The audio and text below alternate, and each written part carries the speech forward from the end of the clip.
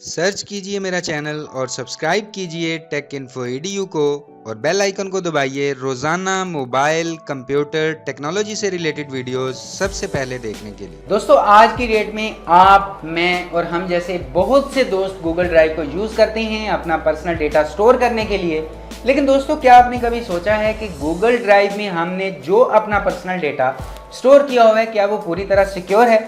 तो आज आप ये वीडियो आगे एंड तक देखते रहिए और मैं आपसे इसी के बारे में बात करूंगा और आपको बताऊंगा कि क्या हमें अपना पर्सनल डेटा या सेंसिटिव डेटा स्टोर करना चाहिए यहाँ पर या नहीं रखना चाहिए। अस्सलाम वालेकुम दोस्तों, मेरा नाम है काशिफ और आप देख रहे हैं टेक इन्फो EDU। तो चलिए शुरू करते हैं।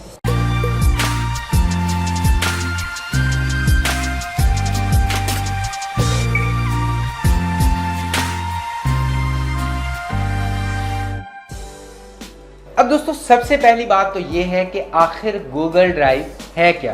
तो ये एक फाइल स्टोरेज है और सिंक्रोनाइजेशन सर्विस है जिसे गूगल ने बनाया था 24 अप्रैल 2012 में। ये तमाम यूजर को अलाउ करती है कि वो अपनी फाइल्स को गूगल ड्राइव या क्लाउड पर स्टोर कर सकते हैं, किसी भी डिवाइस में सिंक कर सकते हैं और अपनी फाइल्स को वहां से शेयर भी कर सकते हैं। अब दोस्तों, गूगल ड्राइव में आपको 15 GB तक का फ्री स्पेस मिलता है जिसमें आप अपनी पिक्चर्स या अपना सेंसिटिव डेटा बिना किसी परेशानी के स्टोर कर सकते हैं। लेकिन सवाल ये पैदा होता है कि इसमें हमने जो अपनी फाइल्स, पर्सनल तस्वीरें या कोई सेंसिटिव डेटा रखा हुआ है, क्या वो पूरी तरह सिक्योर है? तो दोस्तों, कंपनी की टर्म्स एंड कंडीशन के मुताबिक हमारा सारा डेटा जो वहां पर स्टोर है, क्योंकि वहां पर साफ साफ लिखा हुआ है कि आपने अपना जो भी डेटा गूगल ड्राइव में सेव किया हुआ है उसे सिर्फ और सिर्फ आप ही एक्सेस कर सकते हैं। हम किसी भी थर्ड पार्टी को आपका डेटा एक्सेस करने की परमिशन नहीं देते। लेकिन यहाँ पर एक सवाल और जहन में आता है कि वहाँ पर जो एम्प्लॉयज़ हैं, वहाँ पर जो लोग काम करते हैं, क्या वो हमारे डेटा को एक्सेस कर सकते हैं? तो यहाँ पर अगर टेक्निकली देखा जाए तो बिल्कुल देख सकते हैं, लेकिन ऐसा होना इतना आसान नहीं है कि कोई भी एम्प्लॉय उठकर ये देख ले कि आज आपने क्या गूगल ड्राइव पर अपलोड किया है या मैंने क्या गूगल ड्राइव पर अपलोड किया है। तो दोस्तों, ऐसा बिल्कुल नहीं है, क्योंकि इसके लिए परमिशन लेनी पड़ती है, बहुत सी फॉर्मेलिटीज को पूरा करना पड़ता है, या अगर कोई बहुत ही सीरियस इशू है तब ही वहां के मखसूस एम्प्लॉय आपके डेटा को रिव्यू कर सकते हैं। तो हम कह सकते हैं कि हमारा डेटा सिक्योर है, क्योंकि अगर वहां पर किसी एम्प्लॉय को विदाउट परमिशन आपकी कोई सिर्फ एक ईमेल पढ़ते हुए देख लिया जाए तो वहां पर उस पर बहुत स्ट्रिक्ट एक्शन लिया जाता है। या फिर एक बात और कि अगर आपकी गवर्नमेंट चाहे कि इस बंदे का सीरियस कोई इशू चल रहा है और हम इस बंदे के डेटा को एक्सेस करना चाहते हैं, तो ऐसे में गूगल ड्राइव के पास कोई इशू बचता ही नहीं है और ऐसे में उनको सारा डेटा वो एक्सेस करके उन्हें देना पड़ता है। लेकिन इसके अलावा अगर हम बात करें तो कंपनी की तरफ से हमारा सारा डेटा बिल्कुल महफूज है, अच्छे तरीके से सिक्योर है। तो यहाँ तक तो बात हो गई कि गूगल ड्राइव में हमारा डेटा बिल्कुल सिक्योर है।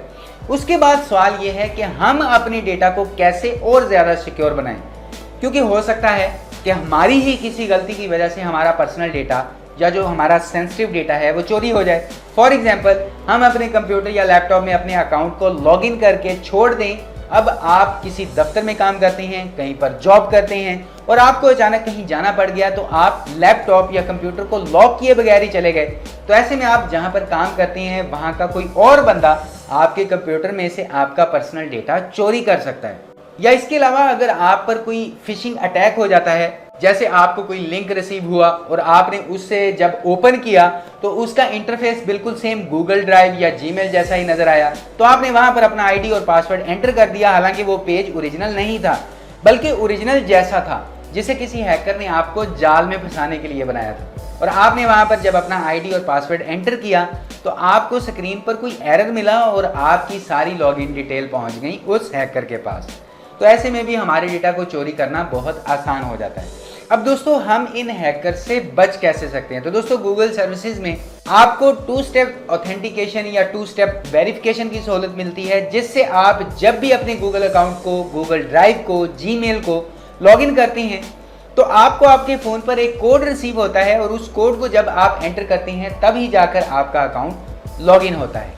तो अपने डेटा को और ज़्यादा सिक्योर बनाने के लिए आप इस फीचर को भी यूज़ कर सकते हैं, बल्कि इसे यूज़ करें। अब दोस्तों, इन सारी बातों के बावजूद भी कोई भी चीज़ 100% सिक्योर नहीं है।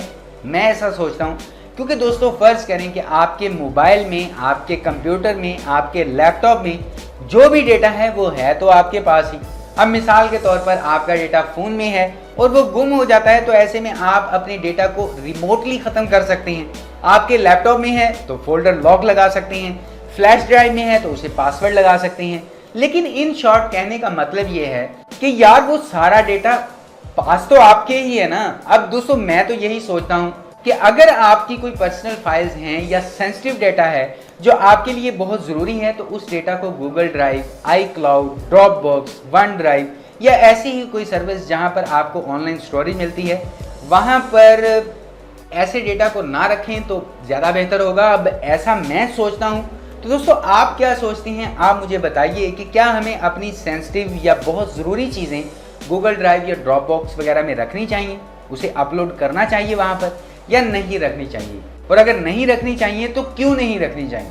तो आप भी मुझे नीचे कमेंट सेक्शन में बताइए कि आप इन सब के बारे में क्या सोचते हैं। तो दोस्तों उम्मीद करता हूँ कि आज की ये वीडियो आपको काफ़ी पसंद आई होगी। वीडियो देखने के लिए आपका बहुत बहुत शुक्रिया। और अगर आपका कोई भी सवाल हो या राय हो तो चैनल के नीचे कमेंट सेक्शन में मुझे ज़रूर बताइएगा। और अगर अभी तक आपने हमारे चैनल को सब्सक्राइब नहीं किया तो जल्दी से टेक इन्फो EDU चैनल को सब्सक्राइब करने के साथ साथ वीडियो को लाइक भी कर दीजिए, अपने दोस्तों के साथ शेयर भी कर दीजिए, क्योंकि मैं आप सभी के लिए ऐसी ही वीडियोस रोजाना लेकर आता रहता हूं। तो अभी के लिए इस वीडियो में इतना ही। नेक्स्ट वीडियो में इंशाल्लाह मुलाकात होगी। अपना ख्याल रखिएगा। अल्लाह हाफ़िज़।